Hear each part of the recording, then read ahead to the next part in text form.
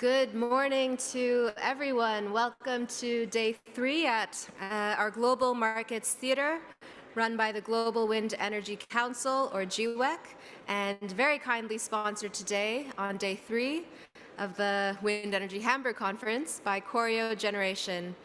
We're so delighted to welcome you all back for our third day of very exciting sessions, and especially to kick off the day with an important session that I was reminded earlier reflects the tagline here, it's time to put climate first. So what we'll be speaking about today, and just to set the background and the context for this presentation and this session, is the confluence of different events that we're facing around the world, from energy insecurity, inflation, rising in different regions of the world, and of course the narrowing time window to keep a 1.5-degree pathway alive. And what the industry can do in terms of action amongst ourselves, as well as action with other constituents in the fight against climate change, including policymakers, civil society, and more, to ramp up renewable energy deployment in the run-up to Cop27 in particular. So we're going to have a great discussion today. We have a fantastic panel of experts and industry leaders who are joining us to talk about what we can do together to accelerate renewables at Cop27. I'm going to introduce our keynote speaker. Will Henley is the head of communications at Choreo Generation, and he's going to share some thoughts about the significance of COP27 to the global wind industry, and give us a flavor about the sort of actions that we'd like to see happen at this year's climate change conference. So Will, the floor is yours. Please give him a warm welcome.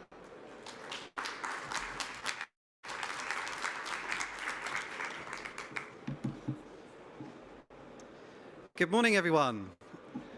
On behalf of Choreo Generation, it's a great pleasure to open day 3 of GWEC's fantastic conference program here at Wind Energy Hamburg. And as Joyce says, this is the session where we climate first. Before I begin, who saw the news this week about NASA flying a spacecraft into an asteroid in order to alter its trajectory? Few hands there? Yep. Isn't that absolutely extraordinary? Thanks to human ingenuity, science, engineering, and a little bit of government support, we're at the point now where we can prevent potentially that doomsday scenario of an asteroid hitting the Earth. Hold on to that thought for a moment.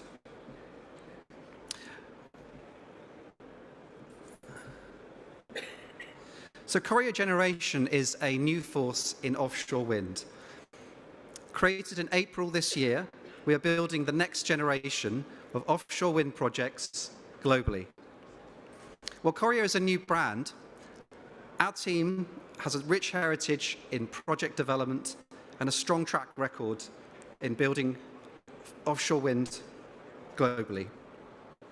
Choreo is a portfolio company of the Green Investment Group, operating on a standalone basis.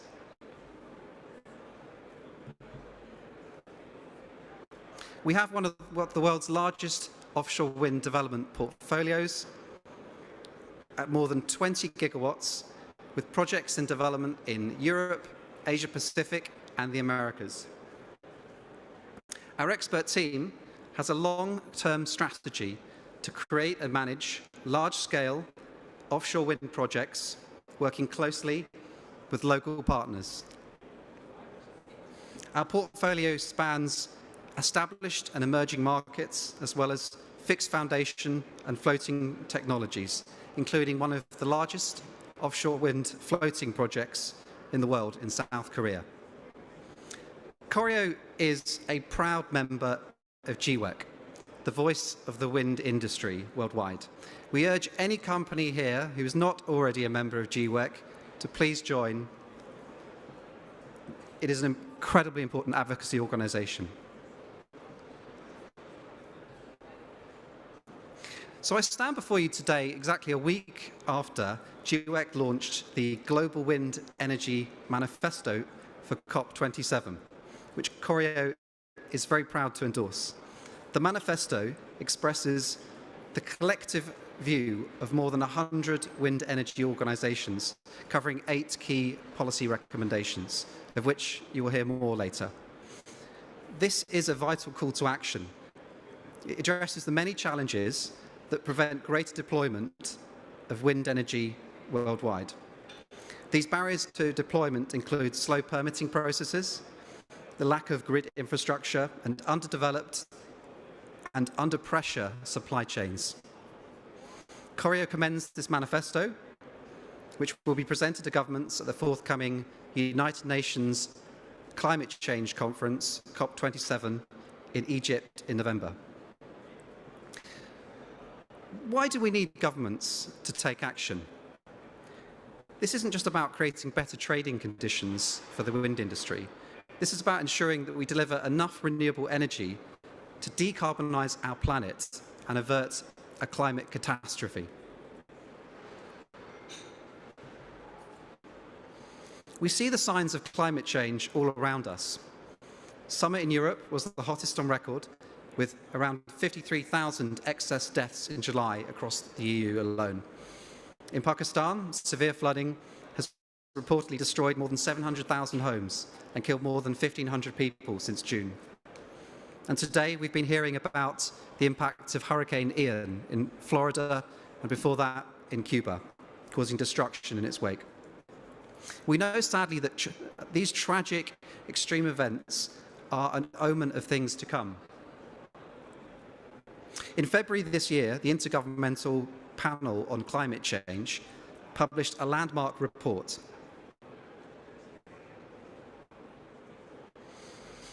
That report, Antonio Guterres, Secretary General of the United Nations, described as an atlas of human suffering.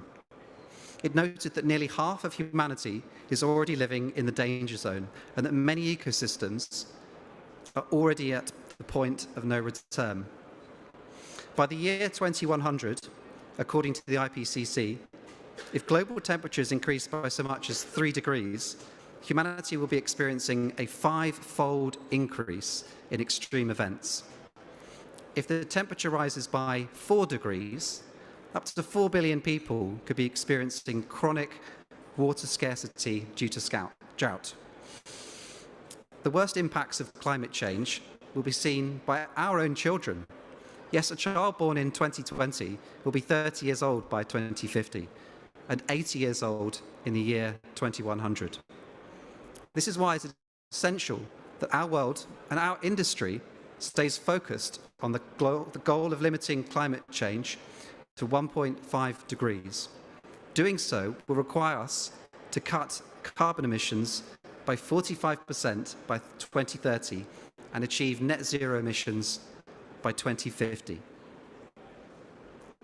To meet these targets, according to the International Renewable Energy Agency, wind power capacity must rise 9-fold to over 8,000 gigawatts, including 2,000 gigawatts from offshore wind by 2050.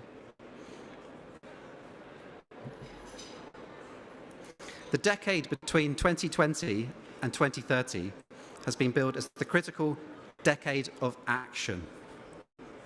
Wind installations need to grow 4 times by 2030. However, according to GWEC, at current growth rates, the wind industry is only on track to install 2/3 of what is required. In the offshore wind sector, we need to rapidly increase installed capacity from 56 gigawatts in 2021 to 380 gigawatts by 2030 to keep the 1.5 degree target alive. Now, 2030 is just 8 years away. Eager football fans among us will know that that's just 2 World Cups away. As we look at this daunting challenge, we can look to history for inspiration, and again to NASA.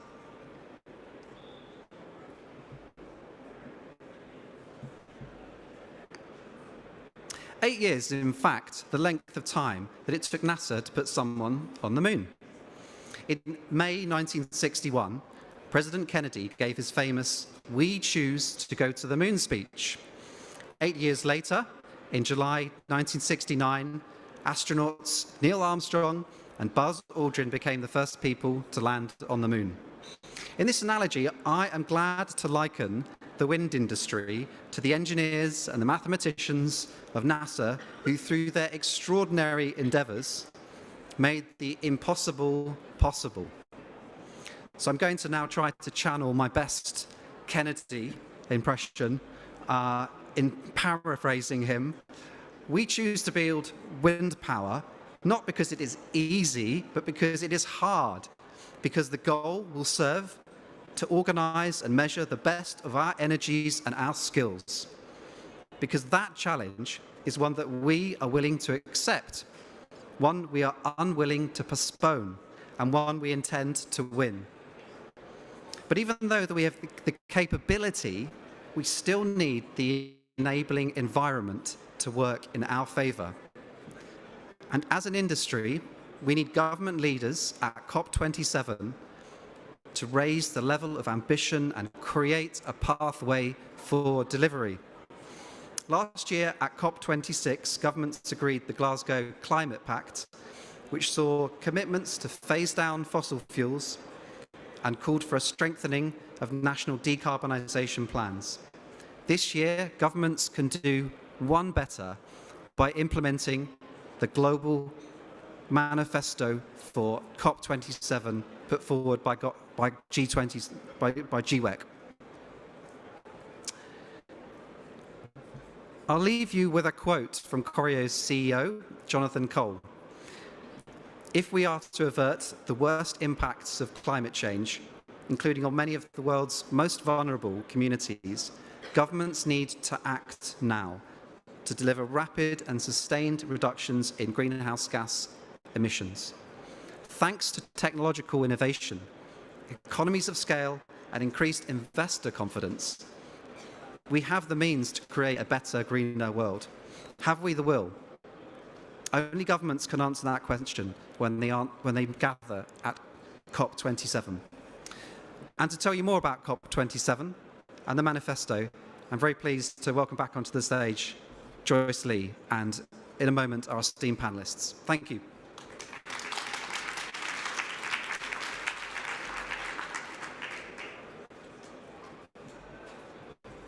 Thank you so much, Will. I think those were harrowing reminders of the high stakes that we face as an industry, the intense responsibility that we have to respond to this challenging but very vital mission to close the window on action needed by 2030 within the next 8 years, and leaving us with an important question. While we have the means, we have the tools, we have the technology, and we have the know-how, do we have the will to make it happen? So I'd like to, before we go into our panel, I'd like to continue to set the scene a little further by telling you about our Cop27 campaign. For those of you who might not be so familiar with the Cop27 forum and platform, we can introduce a little bit about what the global wind industry has been planning and is going to be advocating for at this year's summit. If I can get the presentation on screen, please. Great. So just to introduce myself, my name is Joyce Lee. I work as Head of Policy at the Global Wind Energy Council, which is a nonprofit industry association promoting wind power all over the world.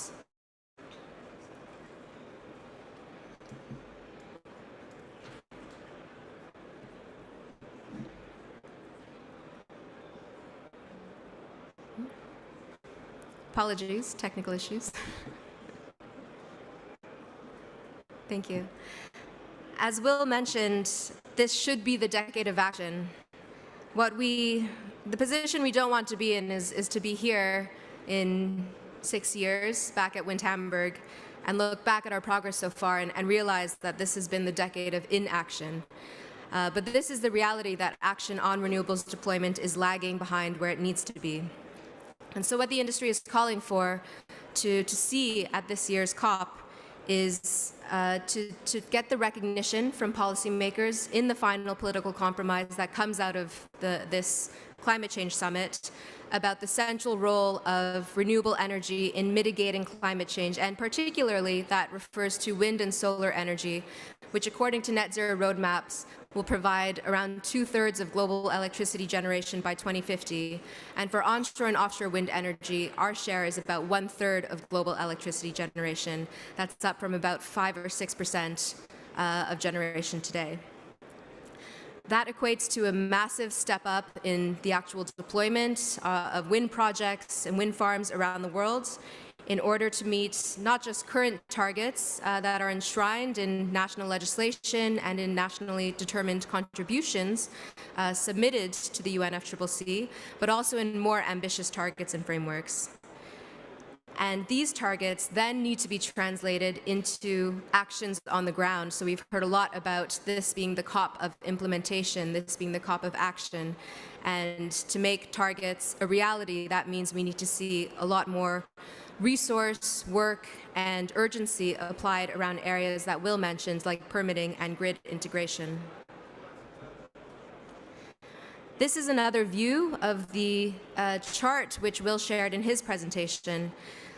We looked at, within GWEC, in our market intelligence practice, at the annual installations that we are on track for, not just what we've accomplished in 2020, 2021, which was around 95 gigawatts of onshore and offshore wind totally around the world, but according to a business as usual pathway, the annual installations by 2030, 2040, and 2050. And what it looks like is a shortfall of about 1/3 behind where we would need to be in terms of annual installations in these milestone years to reach a net zero compliant pathway. And the net zero compliant pathways, I should note, have been laid out in consensus by the major intergovernmental energy agencies and authorities such as the International Energy Agency and the International Renewable Energy Agency, who agree on the central role of wind power for net zero. We also need to note that this year's COP is taking place in Sharm el-Sheikh in Egypt, and that means that this is largely seen as an Africa COP. So it's worth observing what the wind power opportunities are in Africa. There's only about 8 gigawatts of installed onshore wind capacity in Africa today across North, East, and South Africa primarily, so countries like Egypt, South Africa, Morocco, and Kenya, which is home to the largest wind farm on the continent. There are a few key emerging markets which we provided an overview of in our Africa session earlier this week, including Tanzania, Mozambique, and Senegal. But the pace of installation is dwarfed by the opportunity of onshore wind technical resource across the continent. Our work with the IFC shows there's about 59,000 gigawatts of onshore wind technical resource, which is more than 250 times the current demand for electricity of the whole continent of Africa. So there's a huge gap between the market reality, the wind farms in operation today, and the opportunities that exist. And that means this is our chance as an industry to go to an Africa COP and illuminate policymakers in the region about the untapped opportunities on the continent. It's also worth noting that while we operate mainly in the kind of vertical of mitigation of climate change, this being an Africa COP will have strong threads around loss and damage issues, adaptation, and of course climate finance. And hopefully we'll be able to address some of these topics on the panel. So just to give a bit of color around the manifesto that Will mentioned, as he noted, we have about 110 endorsing organizations from around the world, including both companies and industry associations that have endorsed this Cop27 manifesto. And there's 8 key action areas which the industry is calling for. I won't detail each one of them. I do encourage you to download the manifesto for yourself. It's published in 13 different languages, from Arabic to Swahili, available on our website through this QR code. But suffice to say, it looks at issues like ambition, permitting, grid integration, the need for robust carbon pricing and a global carbon market, and of course in the current crisis where we're facing energy insecurity, rising national debt burdens, increasing inflation, supply chain tightness, to avoid the long-term lock-in of fossil fuel generation and fossil fuel subsidies.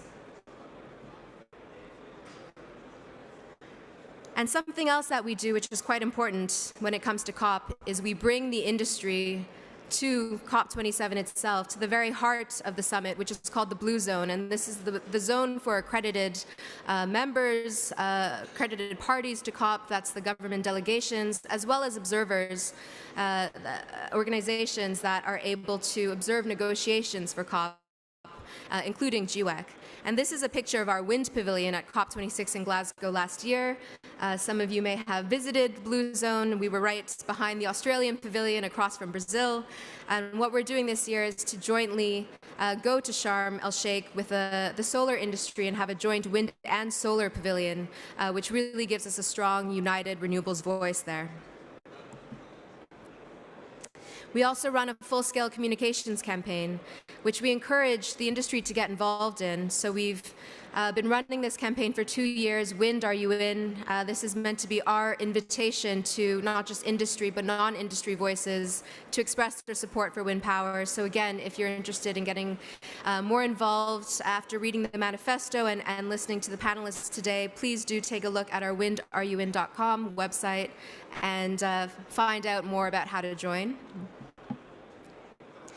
And finally, a key piece of being at COP is, of course, engagement with policymakers, and this is going to be one of the major themes of today's panel.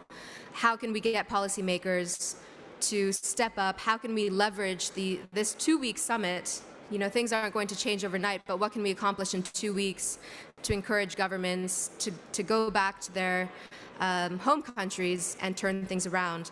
We were able to engage with more than 50 governments at COP26 in Glasgow, and we're certainly aiming to have this level of engagement activity again in Egypt this year, if not more. And just to end this presentation, a moment of recognition for the companies that have joined our COP27 coalition so far. We have about 17 companies, as well as several industry associations representing the global wind industry that are going with us to Egypt, to COP27, to make these messages heard and send these messages to policymakers. So we are very grateful for the support of these companies and associations that you can see on screen here. And with that, I'd like to close the presentation and open the next section of this session, which is a very dynamic panel and very international panel that we've gathered to talk about the issues of COP27. So I'd like to welcome to the stage Ditlev Engel, the CEO of DNV, Michael Hannibal, partner at Copenhagen Infrastructure Partners, Rina Bola-Zeller, Senior Specialist of Global Public Affairs at Vestas, and Marty Sintavanarong, Head of International Business at Gulf Energy. And I'd like to welcome to the virtual stage Juliana Kainga, Vice Chair of the Electricity Sector Association of Kenya. Please join me in giving a warm welcome to our panelists.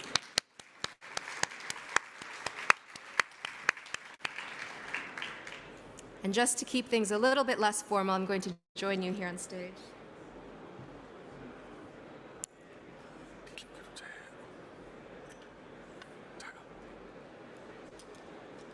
So thank you very much for being with us today. I'd like to start off with a few questions to the panel, but for those who are joining us for the first time in the Global Markets Theater, this is an interactive space. We do encourage the audience to participate in these events. We have some spotters at the back of the room who will be scanning the floor if you have any questions and can run a microphone over to you. So please do raise your hand if at any point you'd like to pose a question to our panelists regarding COP27, regarding any of the issues we've spoken about so far, from energy insecurity to inflation to supply chain to permitting. We will keep an eye out for your hands as the discussion continues on stage. And what I'd like to ask for our panelists is, as I pose a question to you, feel free to give a little bit of an introduction to yourself and your organizations, what you're planning in terms of COP27.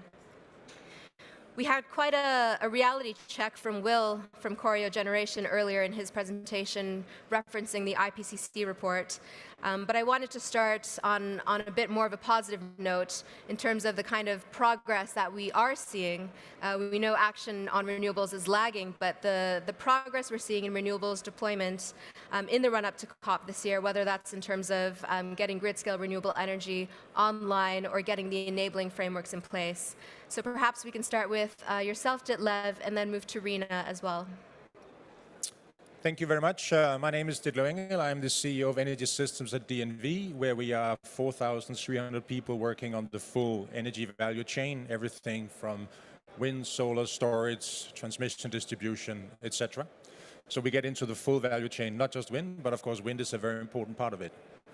So maybe just a small reflection of what was said in the introduction, and since we are putting climate first here, which I personally think is a very good idea, it is to maybe a self-reflection in the industry of understanding where we are right now, where we are coming from, and where we need to go. And I think you addressed it in one of the slides on scaling. Because this industry has been very good in scaling, but it scaled because it wanted to chase the lowest cost of energy produced. That was kind of the holy grail. And being involved in the industry for the last 17 years, I can truly say this was the driving force. Now, moving forward from here now, it needs to be something else. It still needs to be scaled, but it needs to be something else that we need to understand how to scale with success. And success for me means financially, safety-wise, and quality-wise. Because we are now a very important part of the integrated electricity for supply to the world. So that means, I think, one of the key things we need to understand going forward is how are we going to ensure all the policymakers that we can scale in a new way and that we can do it with success. And I think this is what the industry needs to get around now, and not just always think about that we need to go 3 megawatt, 4, 5, 6, 7, 8, 9, 10, whatever the number is. We need to have a different way of understanding how to scale with success. And I think that's going to be critical if we're going to be successful. Thanks, Ditlev. Rina, over to you. Good morning, everybody. I'm Marina Bolizella, working at Vestas as a senior specialist in global public affairs. Vestas is a wind turbine manufacturer, both in on and offshore, and we are a proud member of the Cop27 coalition. With regards to progress, there has been quite a lot of progress, and now even amplified with the current energy crisis that was intensified due to the Russian invasion of Ukraine. Renewables have clearly gained in momentum. Targets are increasing everywhere, but what we need to see now is moving from targets to concrete projects on the ground. But still today we see a lot of projects being stuck in permitting, grid build out happening very slowly. And with regards to what we have to do differently in order to scale up, I think we have to start working more in thinking about the energy system as a whole, because everything is interconnected. It's not just more about adding 100 gigawatts of wind there. It is having the grid, having the flexibility solutions on the supply and the demand side, having long-term storage, and all these different parts need to be thought together. Thank you so much, Rina. So there's quite a list of different actions, areas for action that we've already laid out. I'd like to focus in on one sector in particular, which is offshore wind. And as we know from the last few days of this conference, there's huge excitement and huge momentum around offshore wind targets coming off the back of the Esbjerg Declaration and the Baltic Sea Declaration recently here in Europe. We see massive appetite for investment in offshore wind, and maybe we can turn to some of our other panelists, Michael and Marty here, to talk a little bit about how this appetite for investment is actually translating into mobilizing projects on the ground, into getting projects in place, getting financial decisions in place, and not only doing this, but having this done in time to meet the 2030 targets that are now emerging en masse. So Michael, how about we start with you and then move to Marty? Yeah, thanks. And for those who do not know me, I'm a partner in CIP. CIP is a fund management company having kind of a vital role in this fighting the climate and also energy security, as we are bridging institutional investors' capital into this green transition. We are a fund manager with basically global investors for more than 100 pension companies and the likes. We, at Cop26, basically rolled up the sleeves and said we were ready to deliver. We have the capital behind. We have an ambition of reaching 100 billion euros under fund management before 2030, supporting this transition. And our investors, they want more. So capital is there to do this job. And in COP26, I think a lot of targets were set and confirmed. Then if you look back, then to echo a little bit, what we need is action. We need now to see that people there are rolling up the sleeves, giving out the permits, because the permits and the consenting in place will also drive what Ditlev is calling the scaling. And I'm absolutely sure that the industry can scale again, and they can standardize, and they can scale faster, and they can do it also in a way where the value is then coming to also the supplier's bottom line, which is really, really important in this context. What I think will be the key message again and again and again, and should be, keep it simple and let's get started. Let's stop talking and then just start with actions everywhere. And then have the politicians to take responsibility for actions and not for targets, because we know the targets and everybody talks the targets, but we need them to feel responsibility for all the bureaucrats, because that's where it fails. So we need to be a little bit harsh, we need to be a little bit tough in our language and say, now, dear bureaucrats, the biggest fail you can do is postponing things. Because until now, and sorry if there are some of bureaucrats here, which I am hammering a little bit at, sorry for that. This kind of zero failure and is not going to bring us to the goal. We need to accept with the speed, with the scaling, it could be that not everything looked back at 10 years' time was optimal. But it is such a big failure believing that we have the time. Because we can do renewable energy. But what is not renewable, that's time. Time is gone. When it's gone, it's gone. You can do renewable energy, you can do a lot of things renewable, but time is gone. And we need to stress that time is up. And those who are not giving out the permit and consent, they are failing big time, which I also find kind of encouraging in the opening speech with the minister from Germany saying, now we have 10 gigawatts laid out and permitting for Germany. That's basically what you need onshore. Go get it done. So that should be the key message we need to stress this year. I think that those are very apt remarks, and it reminds me of something I read that said the biggest bottleneck to net zero is going to be time for us. And we've seen this apply to permitting, of course, but it also applies to what we've seen as target inflation when it comes to offshore wind and wind energy targets. And just to give a few numbers around that, for those who were following IRENA's net zero roadmaps, I know IRENA, you follow them closely, and DNV does as well. We were looking at 1,400 gigawatts of offshore wind by 2050 just 2 years ago. And since the momentum started convening around net zero by 2050, within 1 year, 1,400 gigawatts became 2,000 gigawatts of offshore wind is now needed by 2050. And the fundamentals in terms of permitting, getting projects built hadn't changed within 1 year. It was just let's kick the ball a little bit further down the road. So this target inflation issue is not the right response in terms of getting renewables deployed quicker. Marty, over to you for your thoughts. Yes. Oh, sorry. Hello, Marty from Gulf Energy Development in Thailand. We echo the same sentiment that time is of the essence. I think that what we've been doing as far as looking for identifying new projects globally is trying to find projects that will align with carbon zero goals. Many countries have modified or became a lot more flexible with net zero, but what are they really doing about it to take the action, right? Again, we shouldn't be talking about this every year at the next COP and so on. Every developer and supplier would like to take the action and start the projects as soon as possible. There should be a lot of conversation going on between all stakeholders to make the process faster and stop delaying any other progress in going net zero. I think the key is that governments shouldn't be too conservative and be a little more flexible. Regulators, if they don't understand, they should meet with organizations like GWEC, who will happily help clarify any points to get the progress going. Thanks, Marty.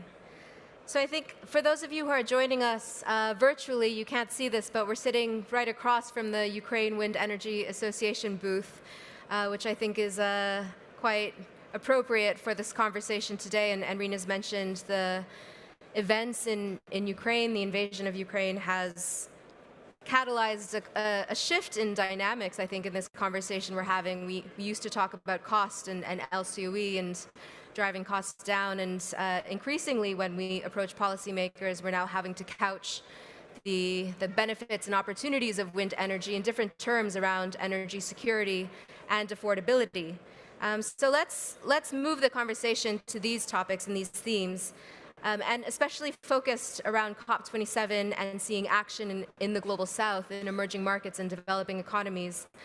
How do we see the energy security and affordability conversation uplifting wind energy or distracting from wind energy in the global south? And for this, perhaps we can bring in Juliana. Thank you so much, Juliana, for your patience so far, to talk about how you're seeing these ongoing challenges play out in your region of the world.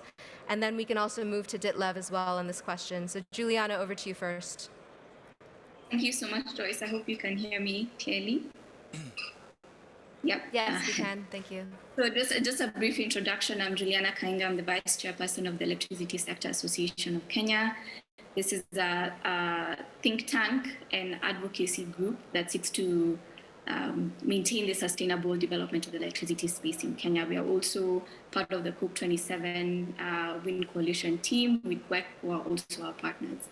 So to answer the question, Joyce, I think I'd like to start with just setting the situation that we have currently. So obviously, for the global north, the issue of energy supply and affordability has become more notable in 2022 just because of the global economic events and the geopolitical tensions. But for the global south, this has been a perennial problem. But it's also important to understand how, in order for me to answer the question of the growth of renewable energy, it's important to understand the situation on the ground. So I think it's also good for us to somewhat categorize the countries and economies that we'll be dealing with when it comes to the growth of renewable energy. And in this case, I'll use the African continent because this is the market that we cover at this point in time.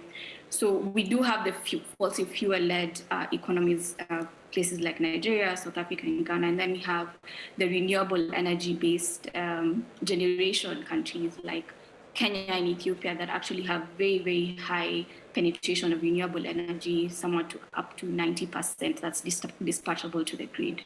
So these two categories yield a very different view of the growth of renewable energy because they're dealing with very different issues. So, but there are definitely some similarities, and the growth of renewable energy in both cases is characterized by the levels of economic activities and the growth that they see in these countries. So on one side, when we're dealing with the fossil fuel-led generation capacity, it's more supply trying to meet the demand. So in economies like Nigeria and South Africa, and that we're seeing things like reliability and load shedding in South Africa, and them just trying to catch up with the economic growth that they're currently experiencing. And then with the renewable energy side, or rather renewable energy-led generation capacity in countries like Kenya and Ethiopia, it's more there's a lot of supply, but we're not able to access demand centers, and we're not able to grow the demand side. So you're seeing that there are two very different issues that we will be dealing with when we're talking about the growth of renewable energies on the continent. So this is the current situation, and that's probably why we're seeing a lot of talk around, gas being a transitional fuel for some of these economies, and we're hearing a lot of talk about, okay, so where do we even take this renewable energy for economies that already have a high penetration rate? So the complication now comes in with some of the issues that you have mentioned, that countries are facing very high debt levels. There are a lot of countries that have debt crisis currently. I think there are around 25 of them on the continent. There is high cost of living, there's high unemployment, and then clearly to mention the climate change and climate adaptation issues that we're facing. So these are the complications and the context that we're dealing with right now. So what is the solution here? I think it's important for us to, as work and as industry and as think tanks, to actually look at these issues contextually for the global south. It's also important for us to change the narrative. I like that I'm hearing that it's no longer about targets, it's about the work. I think in the African context, it's more what can renewable energy do for the plans that we have, for the plans that governments have for their countries. So it's no longer threats of this is going to be, the temperatures are going to rise by a 0.5 figure. It's more of a positive type of narrative. Is we're going to get out of this. This is what it means for us if we adopt renewable energy. So this is the current situation that we're facing right now, Joyce. Thanks so much, Juliana. And Ditlev, over to you. We know that DNV is soon to be releasing its Energy Transitions Outlook report, which it does every year. So it will be interesting to hear from DNV's perspective how this energy supply tightness and cost issue is playing out in the Global South. So thank you for that. And the date for that is the 13th of October, if you're interested, and you can download the report for free.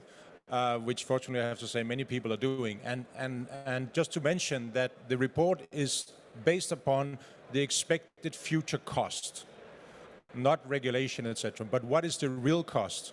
And I think this is very important to remember when we have these discussions, that cost is an important driver. And from our perspective, which we have said the last 6 years, is that the world will electrify at an unprecedented pace if it's about cost. And the two main drivers for that will be solar and wind. So that, I would say, we can tick the box on that one. Then the question is, for instance, what are then the frame that will enable this, which is really what we are discussing. And that doesn't really matter whether we talk about Africa or whether we talk about Europe, whatever. It is the framework of which we're going to do that. So we are technology very optimistic, but what needs to be addressed is how we bring it to life.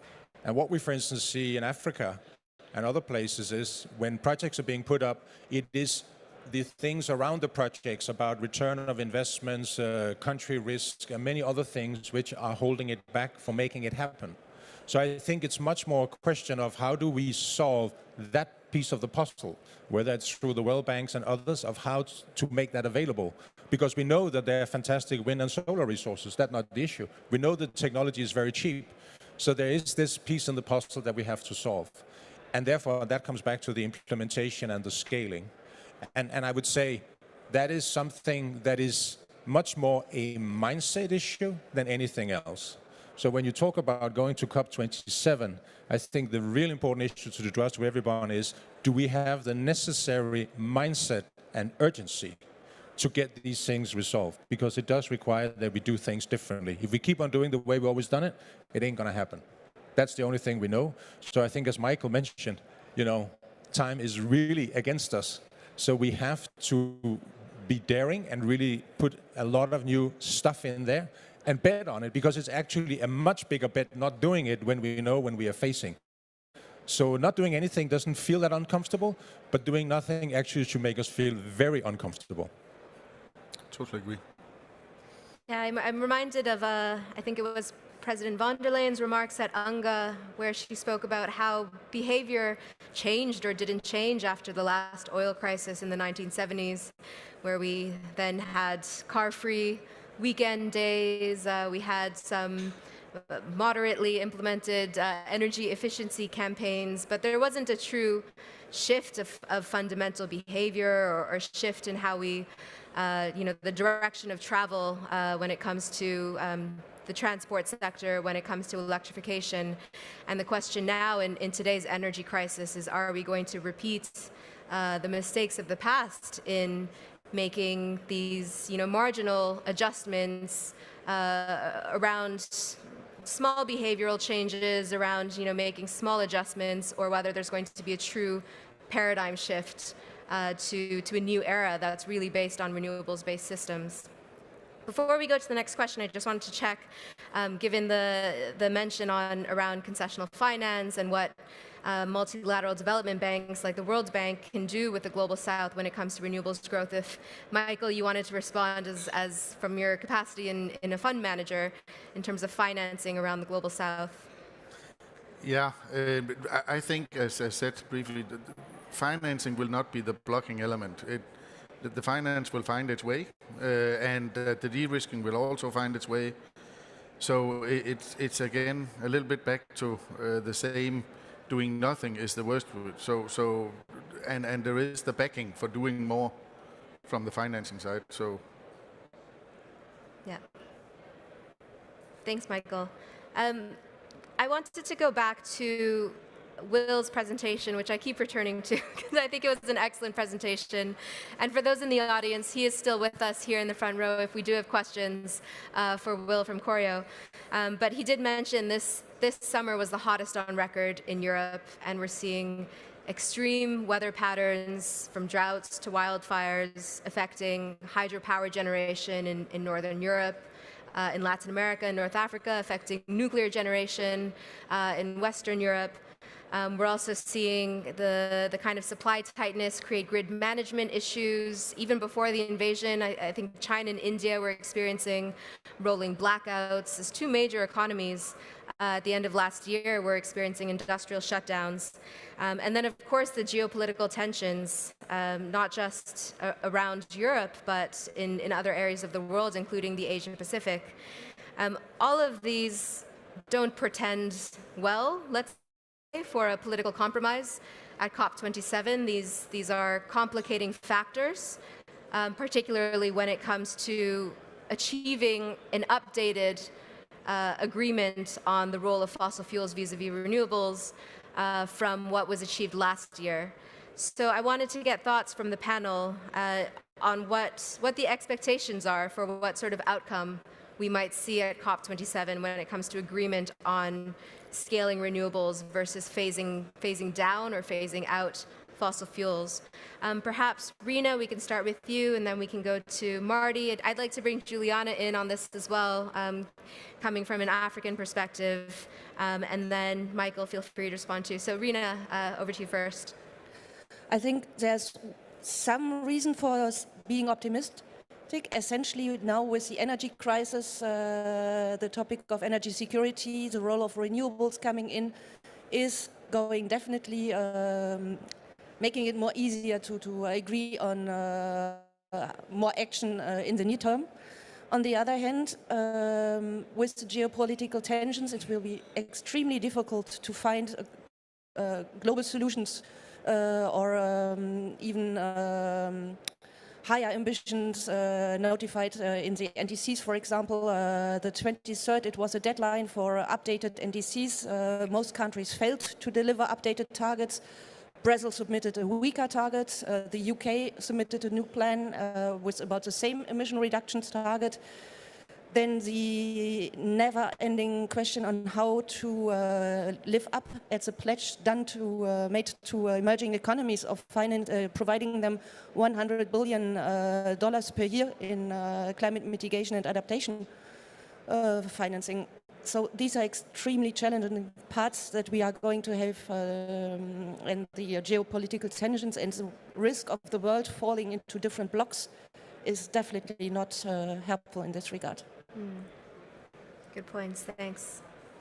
Marty, would you like to respond? Yes, I think that I'm also optimistic that they will find additional fine-tuning at COP27, but I don't want it to be where there's an energy crisis going on and there's immediate needs to find fuel such as LNG, for example, and the focus becomes on that, and they kind of put aside offshore wind development, for example, because the technology is there.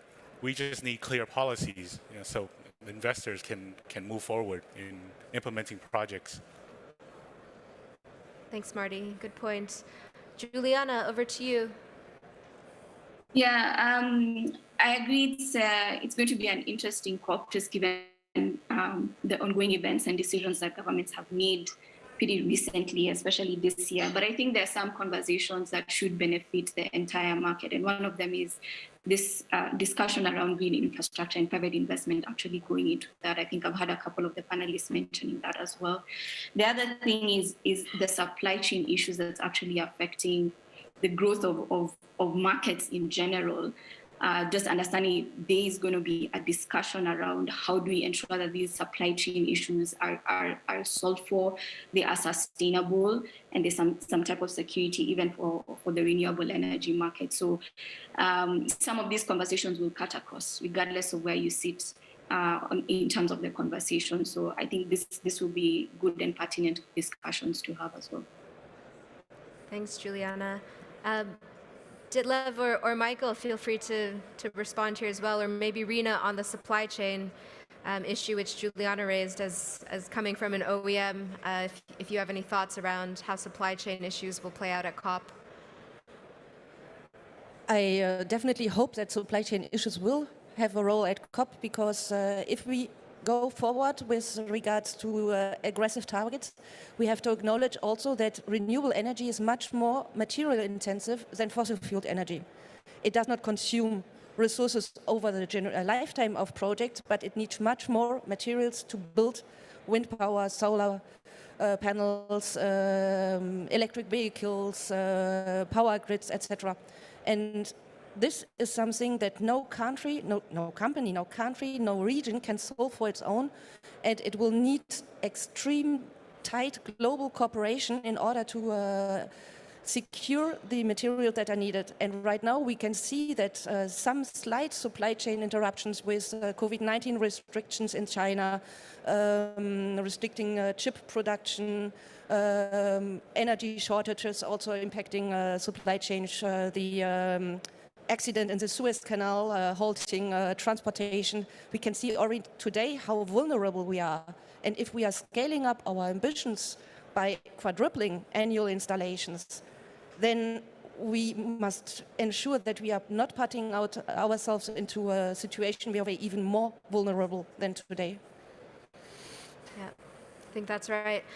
Just to turn to the audience to see if we have any questions from the floor for our panelists around COP27 or actions needed. So we have one here, the woman in the second row. Please stand up and introduce yourself, who you are, where you're from. So my name is Van from Vietnam. I'm head of engineering construction from UPC Renewables. I think today is a very interesting and useful panel. And so my question is to the panelists, if we are putting a lot of hope and whether there is a risk of there is too much supply and less demand. And then in the future, there will be a kind of bubble that the demand is not there. Because in some countries like us, Southeast Asia, there's a lot of resistance because of the grid upgrade is not there. A lot of curtailments. So even a lot of investors, they come and then they will not be able to actually meet their targets, like 500 megawatts from Korea in Vietnam, for example.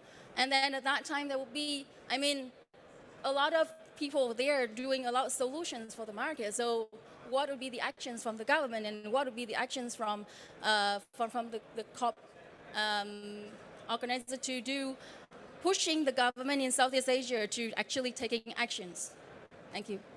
Thanks so much, Lan. So will we be facing a bubble where we're overheated and supply overwhelms actual demand for renewables? Ditlev, I can see you'd like to come in. Will, if you'd like to later as well, just please raise your hand. I think it's a very good question. I think we need to separate the discussion to two things: the things we need to scale up and the things that we need to scale down. And that's what we need. But first and foremost, we need to agree on that we need to electrify everything that we can and obviously do it in a green way. And I think one of the very important issues of getting through to what we need to scale up is to find a way what we need to scale down. I think it was the IEA who said that if you just look at the coal-fired power plants that are right now in process of being built, if they are going to be constructed, you're not going to get to the Paris Agreement goals. So the very big discussion is as well what we need to stop and get rid of. And I would just like to say that some of the work that we involved in DNV as well is looking at how to cut the GHG emissions from the existing operating fossil fuel plants, because we can't change it overnight.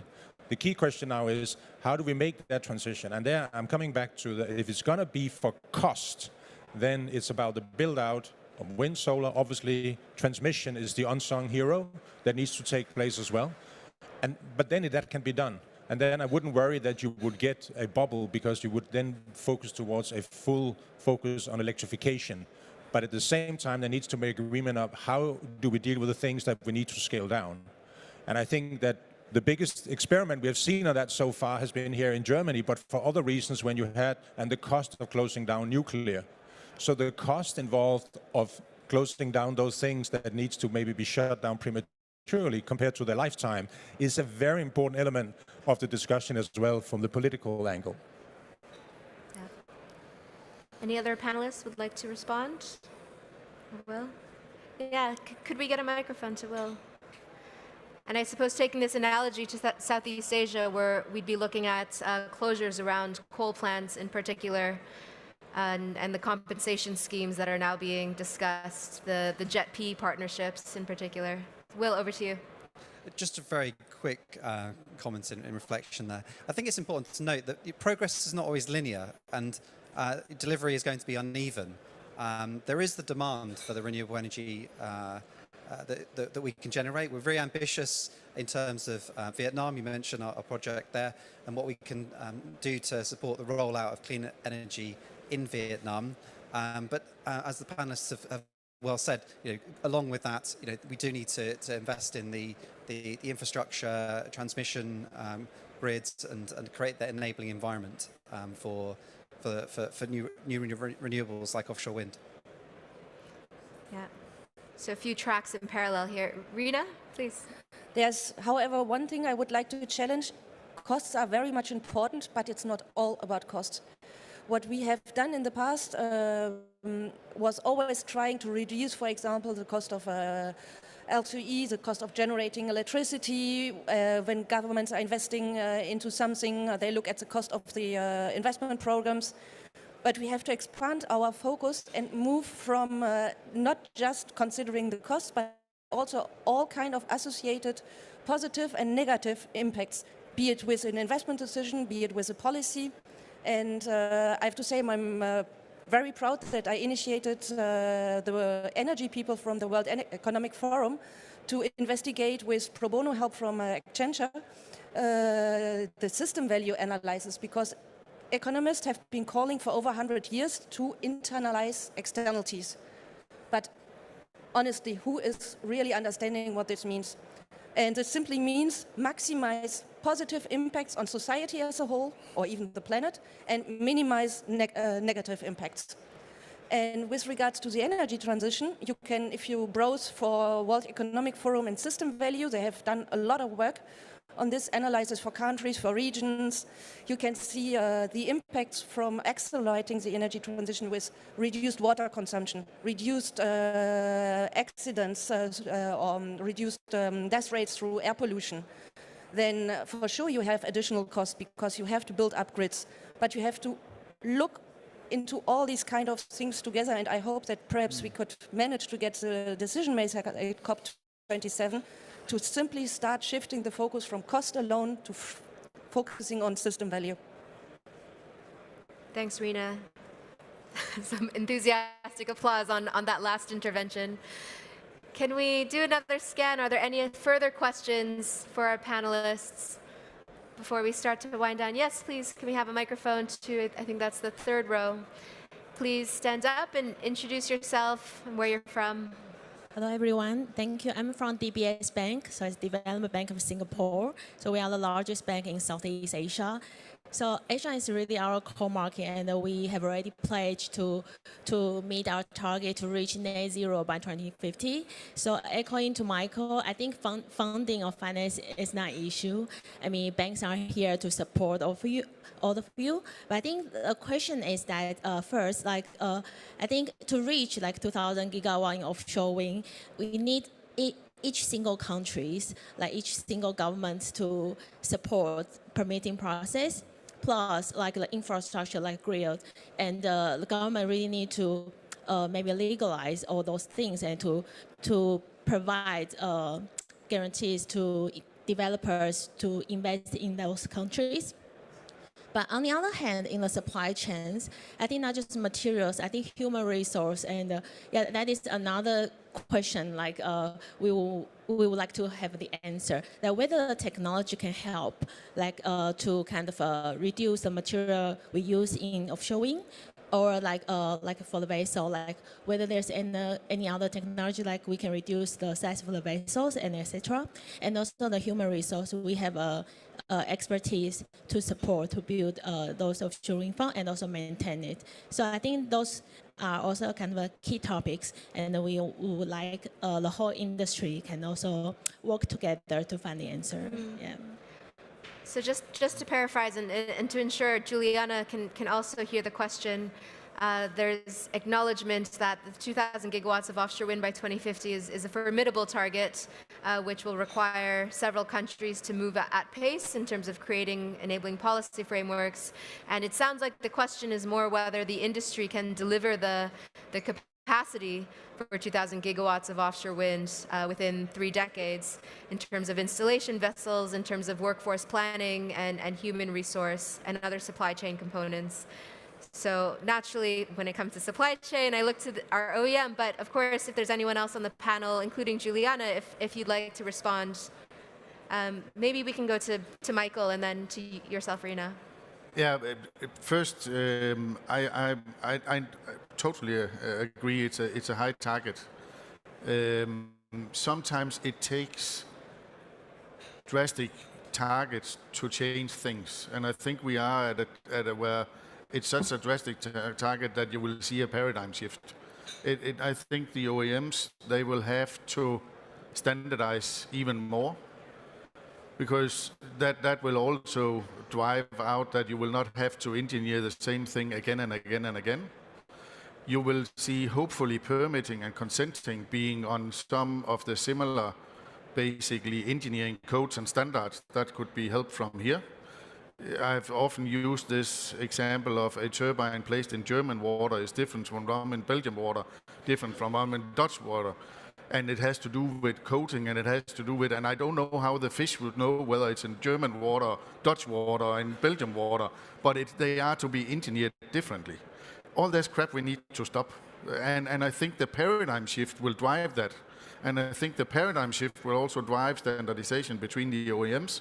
Maybe also a little bit out of the situation they are in now, that they likely need to go into a room and agree we compete in the nacelle, we do not compete on a tower, neither do we compete on transport equipment, and all that nonsense. So I think the good thing with the extreme high target is it will drive changes, and it needs to drive changes, else we will not do it. Then I think to one of the former questions of what should we expect, and how should we look at this fossil target and what could be, and the renewable targets. I also agree that levelized cost is something that we have lived with for many, many years, and then it was society cost where we could do a little bit of local content, and then we could agree that that also provided something. I think the value of energy will set the scene, and there we should fight for value of energy as value of the right energy. However, it needs to be in a balanced shift, because we will have to optimize the coal-fired power plants, because they need to be there. We need to accept that there will have to be gas in the system for some years. So we should be fighting the right value of energy, but also accept and acknowledge that it is a transition. And I'm a green guy, don't take me wrong. I've lived the green way all my life, so it's not that I'm trying to say that we shouldn't be harsh and be tough, but we need to find this balance, especially in this situation where we could, at least in Europe, fall into the trap of just doing more fossil. So Thanks, Michael. just as comments. Yeah, great comments. Over to you. I totally agree with regards to the standardization. If we really want to scale up in that rapidly and also in size, there is definitely a need for harmonizing components being able to be used across sectors. I'm pretty happy that I saw last week that, or was it 2 weeks ago, that Vestas announced cooperating with a blade supplier, which is also servicing other competitors. So this is something which is definitely needed. Standardized connections between towers, nacelles, whatever else would also help in countries having local content requirements, because when having an uncertainty on how many orders a manufacturer is getting, it is very challenging to invest into manufacturing capacities. But if there is a country where one supplier could serve different kind of competitors with some key components, then it's much, much more certain to invest in this country, because the factories wouldn't run that idle, or wouldn't risk running idle. Thanks, Rina. Juliana, I can also check with you if you'd like to respond on this. Yeah, I really like what Rina said. Am I on? Oh, yeah. I really like what Rina said around local content and also about a just transition. As I mentioned before, one of the main issues that the complications that African countries are facing is unemployment. But we have had a lot of some countries looking at very ambitious targets around the transition and the roadmap that they have. And in discussion around this whole sustainable supply chain and taking advantage of, okay, should we look at new regions where we can set up certain aspects of the supply chain, then this job and employment thing starts being solved for regions that should actually be benefiting from the entire value chain, including Africa. So this whole workforce discussion is very important, especially with the supply chain issue, just for the just energy transition topic. So, yeah, thanks, Juliana. Good point. Ditlev? And maybe just 2 comments. First, to the lady from Singapore. I fully agree that the people issue and the competent people required to make the transition is an overlooked phenomenon. And I think it's very important to recognize that the energy transition is also an industry revolution. So it will require many different competences, but it will also open up, not to forget, a lot of new opportunities for many businesses. And I think this is very, very important. And I would like to say, I think actually, and with the Inflation Reduction Act in the United States, the American administration have been very good in articulating that this is both a change of power, but it's also job opportunities being created along those ways, and get people to understand that and understand that narrative. We often talk about it as a threat. I think we need to also contextualize and an opportunity also for a lot of new people to come into the industry, which is critically important. So I think communication around this is also critically important. And then the last point I want to make on all the things that we need to deal with at COP27, it is that the industry is in a new role. Energy is way beyond what it used to be. It is now, when we talk about energy security, so in my mind, it has moved from the responsibility for the Minister of Energy in any country to the President or the Prime Minister. And the reason why that is important is that if this is going to happen, you need to work across many different industries. You need to work together with the tax minister, the finance ministers, the development minister, the whatever. So energy has become kind of a prime minister issue. So if I would have one hope from COP27, that is that all, let's say, heads of states will be the one, because then it actually is not that many that needs to make this happen. And I think it's important to recognize that only if you drive it from the top will you be able to do it fast enough. If you only do it from that part, they won't have the power to do it. Yeah, very clear. Thanks. So we have Rina and then Michael. Just a small and comment. then Marty. It just needs driving actions and not more targets. Okay, so Rina and then Marty. Yes, with regard to the challenges with attracting a lot of people, baby boomers generation going soon out of the professional life, this is definitely a challenge we are going to face. But it's not just limited to the renewable energy industry. It's happening everywhere. If you look where jobs are needed, it's across all kind of sectors. And I think if we want to capture more people among the scarce professionals, then we need also a lot of long-term clarity where things are going. Right now in Europe, with building up new LNG terminals, everything is understandable because people are afraid of not being able to come through the winter.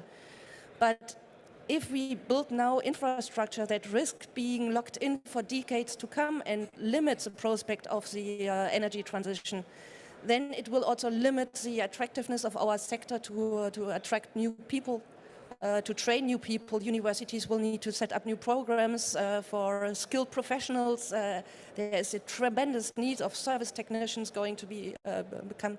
So we need political long-term clarity and certainty. Thanks, Rina. Marty? Just a quick comment on human resources. From what I hear from fellow developers, they face issues with EPCs. Some EPCs have an army of workers, but what percentage is actually competent? And I hope that the lesson that they've learned during the COVID lockdown is to get the training done really quick. And then the second one is the ships. Where are the ships? Are they being bogged down somewhere, trapped somewhere, or they need to quickly accelerate building ships? Because the projects are delayed, and that is not good from anybody's standpoint. Okay, thank you. So faster training pathways and more shipbuilding required to scale up capacity. Thank you so much for the question. I think it sparked a really interesting discussion. I think we have to wind up now. We're actually running a little bit over time. So in the fashion I like to wind up, I'd like to do a very quick lightning round of a final question. Lightning being the key word, meaning please keep your response to 30 seconds or less. And the key word of this session has clearly been actions. We're wary of higher and higher targets without actions at this point. So I'd like to ask each panelist, we have 2 weeks at COP. We've acknowledged things aren't going to change overnight. Each country has its unique transition pathway. When we look at the summit writ large, what is one key action that needs to come out of COP27 that could help to unlock change to accelerate renewables after COP27? So one key action could be climate finance, it could be the 100 billion pledge being put on a accelerated pathway, it could be heads of state coming together. To each panelist, let me start with Michael, and then we can move to Juliana, Marty, Ditlev, and let's end with Rina.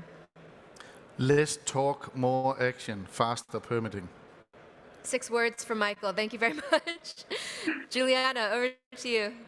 Yeah, I had to follow that. I had a laundry list when I was preparing, but I think I've said this before. Work has been done. Put the dollars to work. Great. Short and simple. Thank you so much, Juliana. Marty, over to you. Clear policy, so we can implement it. All right. My lightning condition has been taken to heart, I see.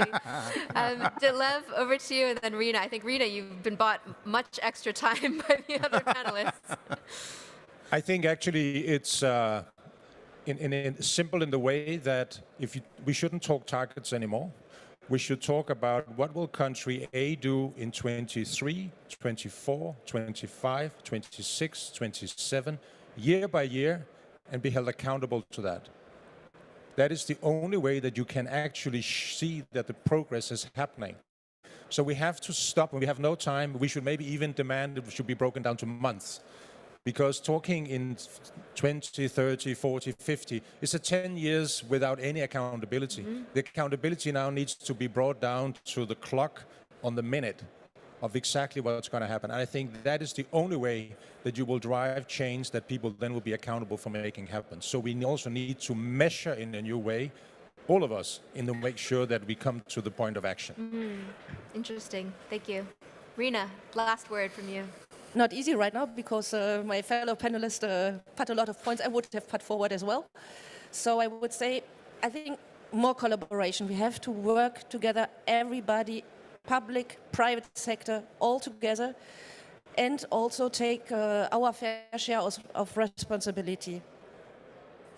Thanks so much. So I think that sums up the conversation quite nicely, just to highlight a few of the insights that have come out. Of course, this tension between targets and action, how can we move to implementation? I think Ditlev put forward a good approach here, where we move to implementation through accountability frameworks, through timelines that are more understandable, that are more transparent, and provide more visibility to industry in terms of expectations of what milestones need to happen by when.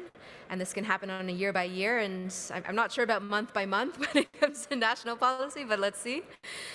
We also had very strong recognition of this movement away from a lowest cost approach, the way the industry has operated in the last decade plus.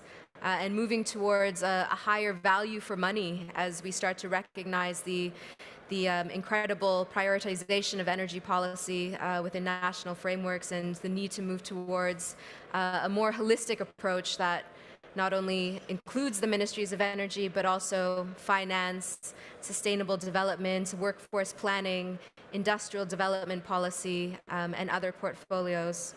And this also includes the externalities that should be captured by a system value approach to procurement.